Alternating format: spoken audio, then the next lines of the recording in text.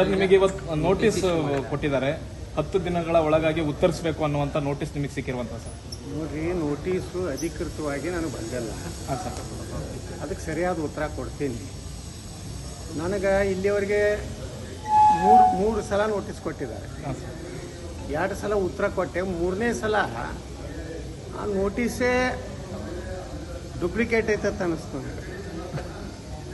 ಅವಾಗ ನಾವು ಉತ್ತರನೇ ಕೊಡಲಿಲ್ಲ. ಅವಾಗೂ 10 ದಿವಸದ ಕಾಲಾವಧಿ ಕೊಟ್ಟಿದ್ರು. ಹಾಂ ಸರ್. ನಾ ಅದು ಉತ್ತರನೇ ಕೊಡಲಿಲ್ಲ. ನನಗೆ ಗೊತ್ತಾಯ್ತು ಇದು ವಿಜೇಂದ್ರ ಮಾಡಿಸಿದ್ದಿರ್ಬೋದು. ಹಾಂ ಸರ್. ವಿಜೇಂದ್ರ ಭಾಳ ಚಾಲು ಅದಾನ್ರಿ. ಹಾಂ ಸರ್. ಅವ್ರ ಅಪ್ಪಂದೇ ಸಹಿ ಮಾಡಿ ಅಂತ ಹರಿಪ್ರಸಾದ್ ಹೇಳ್ಯಾರಲ್ಲ. ಹರಿಪ್ರಸಾದ್ ಏನು ಹೇಳ್ಯಾರ, ಮುಖ್ಯಮಂತ್ರಿ ಯಡಿಯೂರಪ್ಪ ಇದ್ದಾಗ ಅವ್ರ ಅಪ್ಪನ ಸಹಿ ಮಾಡಿ ಎಷ್ಟೋ ಸಾವಿರಾರು ಫೈಲ್ಗಳು ಕ್ಲಿಯರ್ ಮಾಡ್ಯಾನ. ಅದಕ್ಕೆ ಈ ನೋಟಿಸ್ ಅಧಿಕೃತವಾಗಿ ನನ್ನ ಮೇಲ್ದಾಗ ಬಂದಿಲ್ಲ ಅಥವಾ ರಿಜಿಸ್ಟರ್ ಪೋಸ್ಟಿಗೆ ಬಂದಿಲ್ಲ. ಅದು ನೀವೇ ಎಲ್ಲ ANIದಾಗ ಕೆಲವೊಂದು TV 9 ಕೆಲವೊಂದು ಚಾನಲ್ದಾಗ ಎಲ್ಲ ಕಡೆ ಬರ್ಲಕತ್ತ. ಅದಕ್ಕೆ ಸರಿಯಾಗಿ ಉತ್ತರ ಕೊಡ್ತೀನಿ.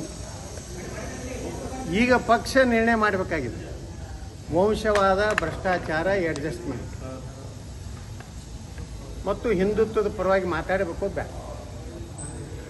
ನಮ್ಮ ಪ್ರಧಾನಮಂತ್ರಿಗಳು ಹೇಳ್ಯಾರ, ವಂಶವಾದ ಇರಬಾರ್ದು, ಭ್ರಷ್ಟಾಚಾರ, ಕರಪ್ಟ್ ಪಾಲಿಟಿಷಿಯನ್ ನಮ್ಮ ಪಾರ್ಟಿಯಾಗ ಇರಬಾರ್ದು, ಅಡ್ಜಸ್ಟ್ಮೆಂಟ್ ಪಾಲಿಟಿಕ್ಸ್ ಇರಬಾರ್ದು ಮತ್ತು ಹಿಂದುತ್ವ ಪರವಾಗಿ ಇರಬಾರ್ದು ಅಂತ ಏನಾರೇ ಹೊಸದು ಏನಾರೇ ವಿಜೇಂದ್ರ ಸಲುವಾಗಿ ತಿದ್ದುಪಡಿ ಏನಾರೇ ಆಗಿದ್ರೆ ಅದನ್ನೇ ಪ್ರಶ್ನೆ ಮಾಡ್ತೀವಿ ಸರ್. ಅದು ಒಂದು ವೇಳೆ ವಂಶವಾದ, ಭ್ರಷ್ಟಾಚಾರ, ಹೊಂದಾಣಿಕೆ ರಾಜಕಾರಣ ಮತ್ತು ಹಿಂದುತ್ವ ಇದೊಂದಿತ್ತು ಅಫೆನ್ಸ್ ಅಂತ ಅನಿಸಿದ್ರೆ, ಅಪರಾಧ ಅನಿಸಿದ್ರೆ, ಇದೊಂದು ಕ್ರಿಮಿನಲ್ ಅಟಿಟ್ಯೂಡ್ ಅನಿಸಿದ್ರೆ ನಾನು ಅದನ್ನು ಅಂದ್ರೆ ನೀವು ಪ್ರತ್ಯೇಕ ಸಭೆ ಮಾಡೋದು